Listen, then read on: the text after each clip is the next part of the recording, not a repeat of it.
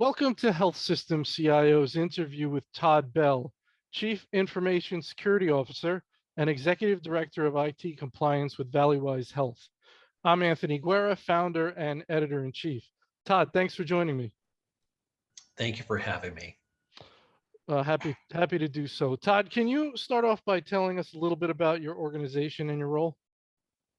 Yeah, so we're an organization just under 5,000 folks, and so we are a major burn center and also behavioral health and also a teaching hospital, and we're in the Phoenix area.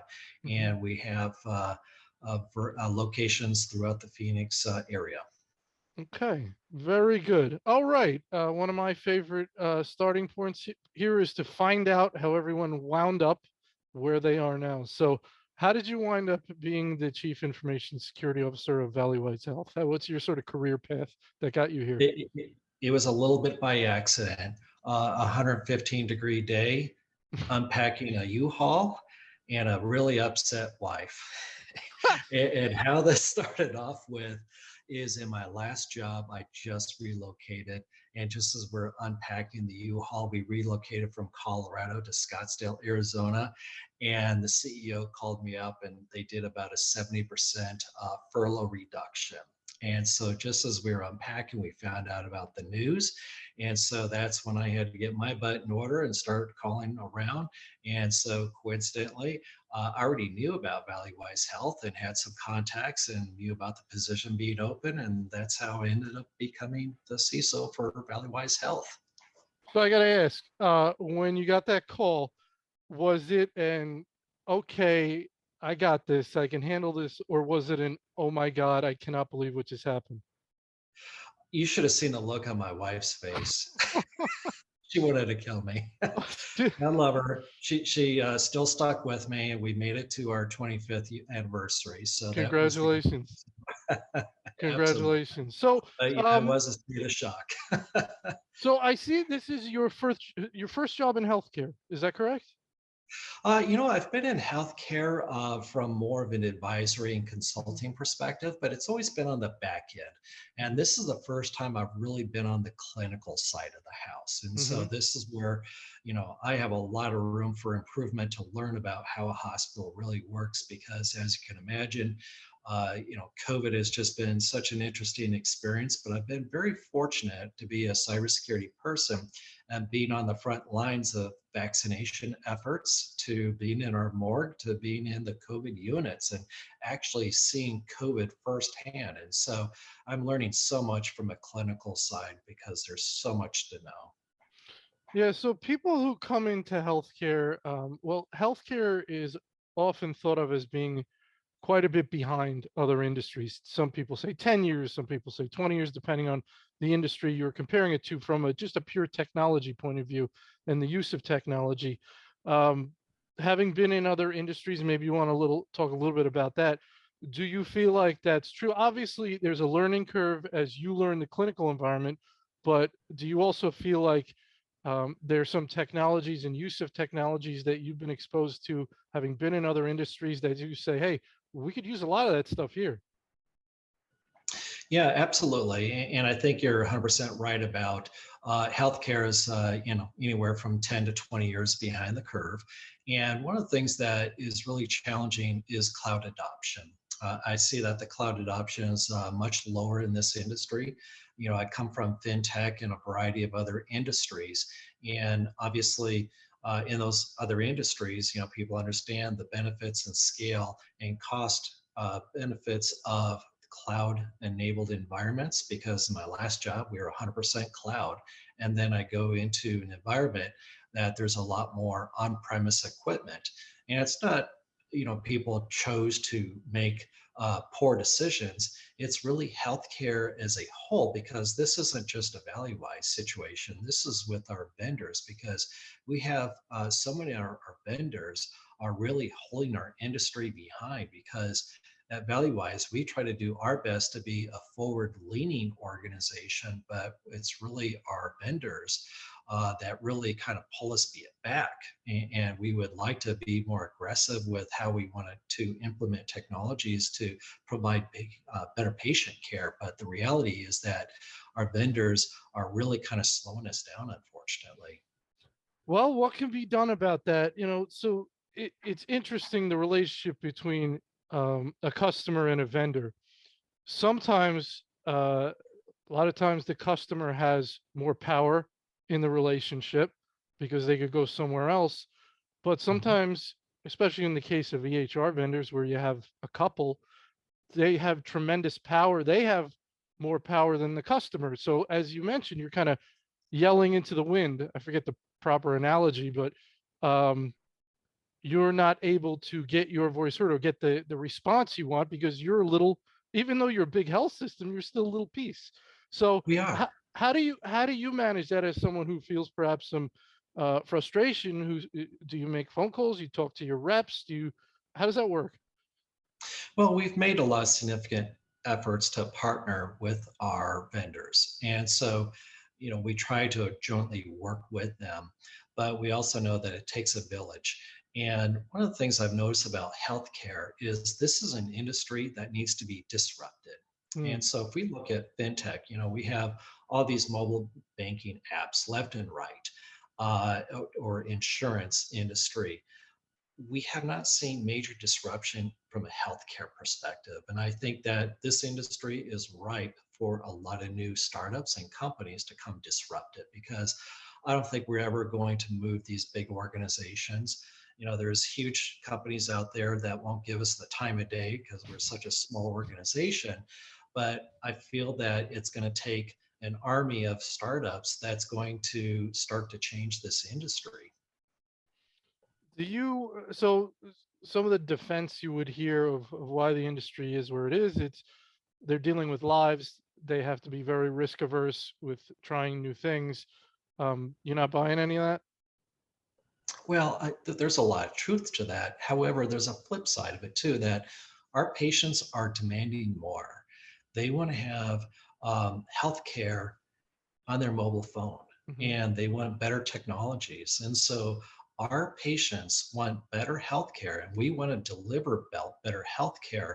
But unfortunately, we feel like we're being held back too, because a lot of times that we might have an older system, and our older systems don't have a very good product upgrade path.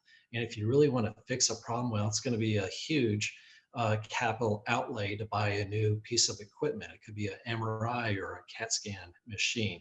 And versus, I wish there was a better product path from a product lifecycle perspective, that it requires major upgrades.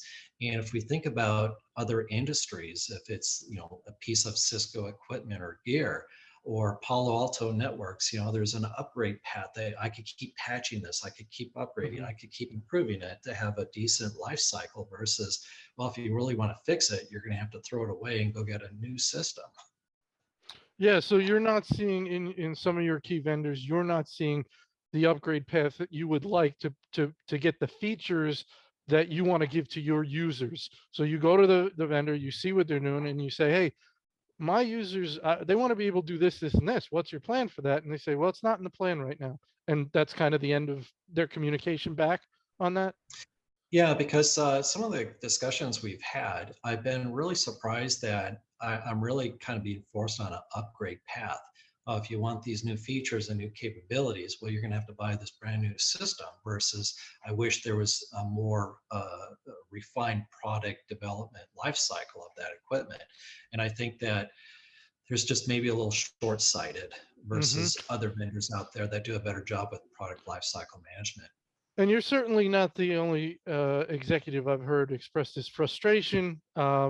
I've heard from others that if they don't see it, if they're not getting the response they want, they may just spend the money and do it, create it, build it, even, and then I've even heard people say, "We'll build it, and then we'll back it out if and when the vendor comes out within their own product." So it's a waste of money, but they're then able at least to provide that functionality to their user.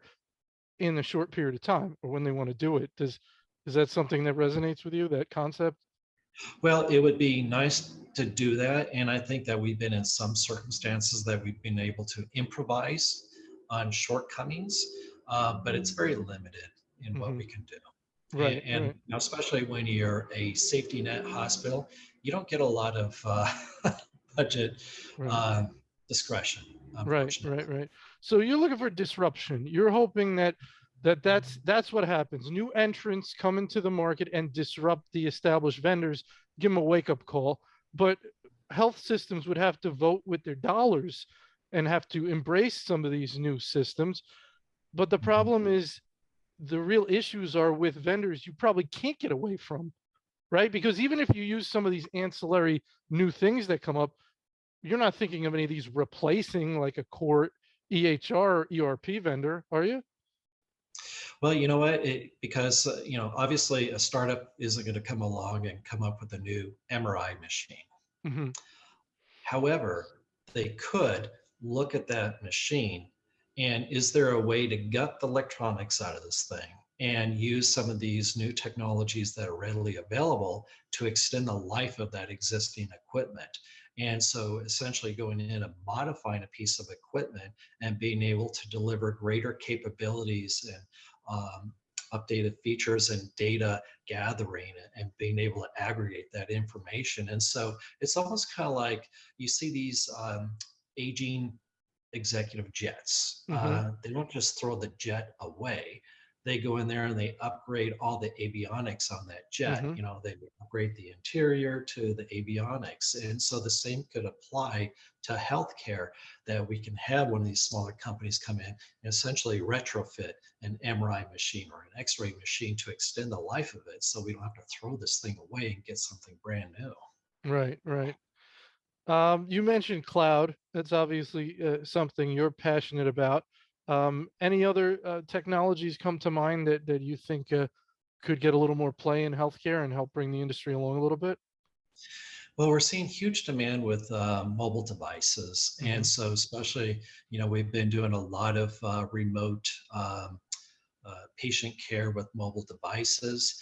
People want healthcare in their hands. They want it to be very mobile. They want to be able to look at their electronic health records. They want to be able to look at their x-rays and how can we put that in the palm of their hands. And so we're seeing a huge demand for that. And also being able to integrate the experience as well, that we might have a patient go into a variety of different departments. We want to make sure that we're aggregating all this information, whether it's an x-ray or a blood panel, and being able to have that information in their hands. And if they need to go somewhere else and go see a specialist, that we make that as seamless as possible for them. Hmm. Hmm. Very good. In your LinkedIn profile, you talked a little bit about business continuity and disaster recovery. And I was curious to you, I was thinking about, business continuity is a large enterprise-wide issue. One component of that could be business continuity related to IT security. You could have a ransomware event, something like that, that requires the organization to stop using its electronic medical record and go back to paper. That's a business continuity issue. But again, one sliver of many different business continuity issues.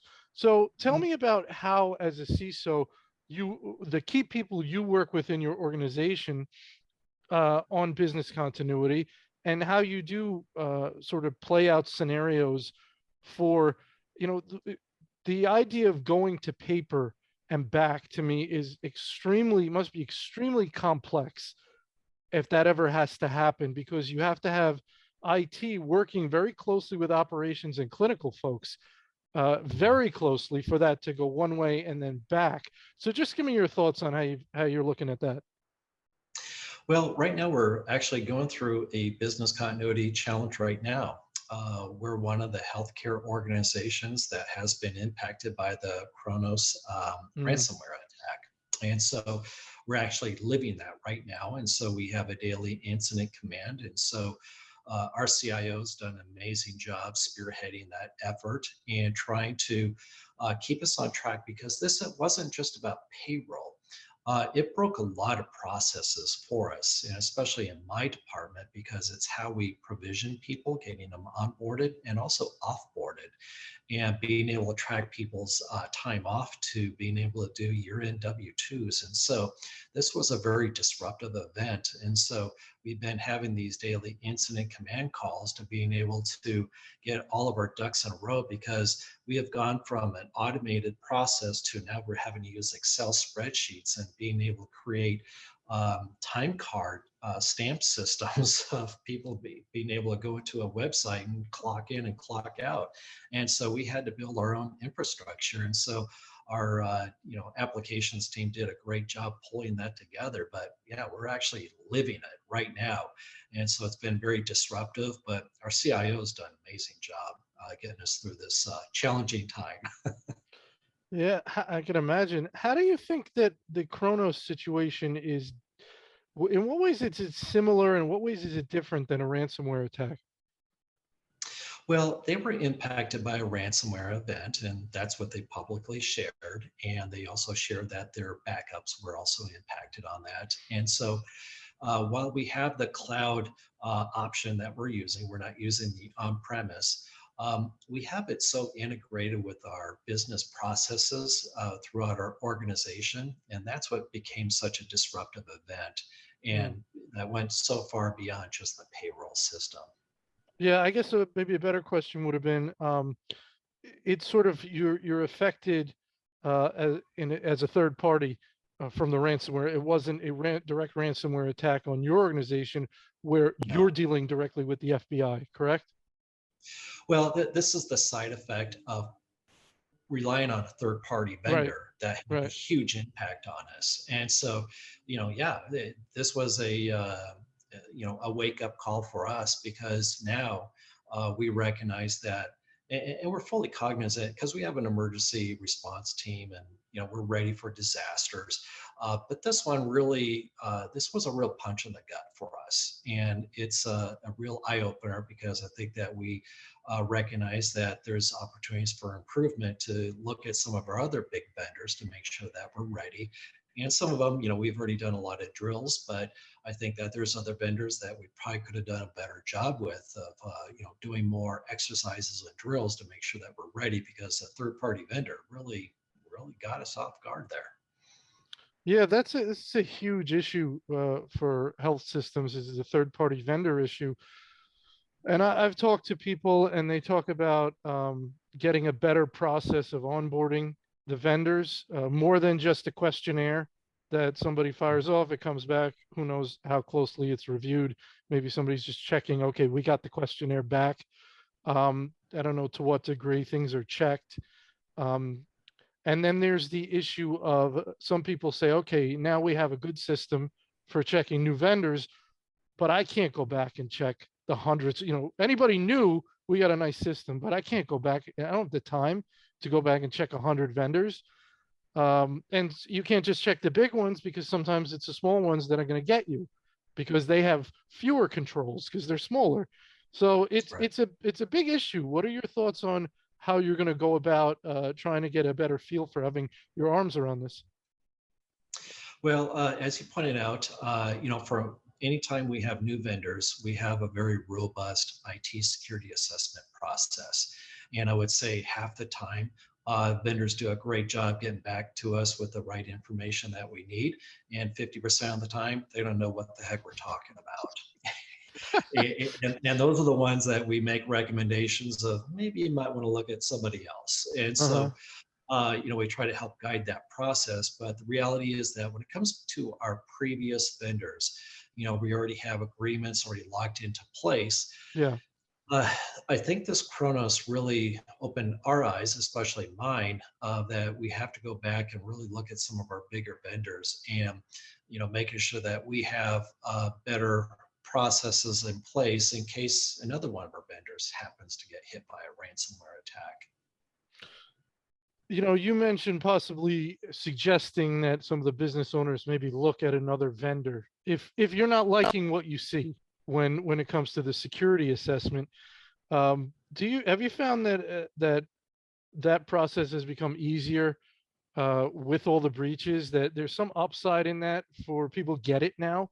So if you say, hey, this isn't going to work out. Oh yeah, I did hear about that breach that took down a health system for 2 months, as opposed to maybe 2 years ago, it was, this is the people we want to work with. Stop standing in our way and impeding business. And go away, Mr. Security IT person. You're so right on that, Anthony. And so, yeah, I think we've all seen a little bit of that. You know, it's already been approved. You got the money. Get out of the way. Just Right. check your boxes and move on. And but I think that because we see so many healthcare systems, unfortunately, being impacted by so many cyber attacks, that I think people are slowing down and respecting what we're saying versus maybe a little while ago, it may have been taken a little bit lighter, but Hmm. now it's being taken a little bit more seriously. Do you, I hear a lot that you're not going to be the party of no, and you don't want to impede business. You want to help everyone do what they need to do and just make sure security is taken care of, but you want to be an enabler. Is that how you look at it?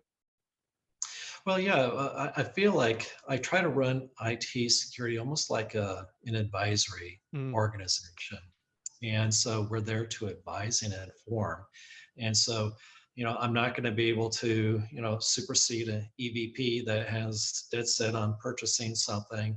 But what I can do is inform them and educate them and let them know about the risk of something. And then it's really up for the executive leadership team to decide if they are willing to accept that risk, or if they want to mitigate that risk, or if they want to use insurance, or they want to add on some controls to it. And so that's how we holistically look at risk. And your appraisal could range from, well, this isn't the best in the world, to, you have to be crazy to go forward with this. And I'm not saying you would use those words, but I'm guessing in your evaluation, you could be at two ends of the spectrum. And I'm imagining the red, flashing red end you've seen from time to time and had to deliver from time to time, which is, you absolutely would have to be crazy to do this. Yeah, so what we do is we give a recommendation.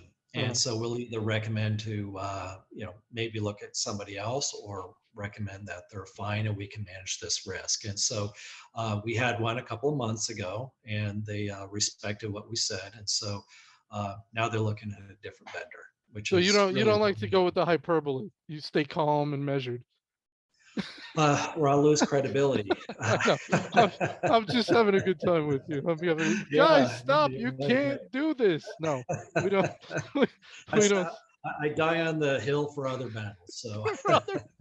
That's right. That's right. Very good. Um, you wrote in your LinkedIn profile that you do the, and I'll quote you here, hard work to change and transform global enterprises to maintain digital competitiveness.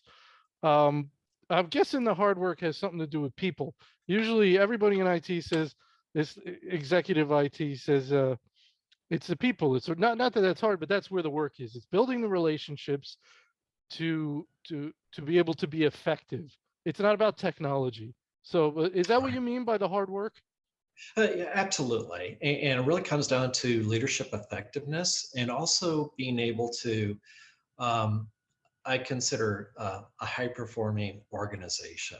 And what I mean by that is it really comes down to good stewardship of your systems. And I've seen a direct correlation that organization that has a very well disciplined leadership team and are very good stewards of their environment have very good business outcomes. And I know you've seen the data points as well, versus an organization that wants to run loose and fast and just slap it in and get it going, because there's a lot of downstream impact and effects with that. And so we get our hands very dirty. We do very difficult, tedious work that most people wouldn't want to do, but it's how we make our organization better, because when you start to do it over here, it starts to permeate in other parts of the organization. And what we're really trying to strive for is very good stewardship of our systems. And so this way we have better agility and being able to be more competitive with our peer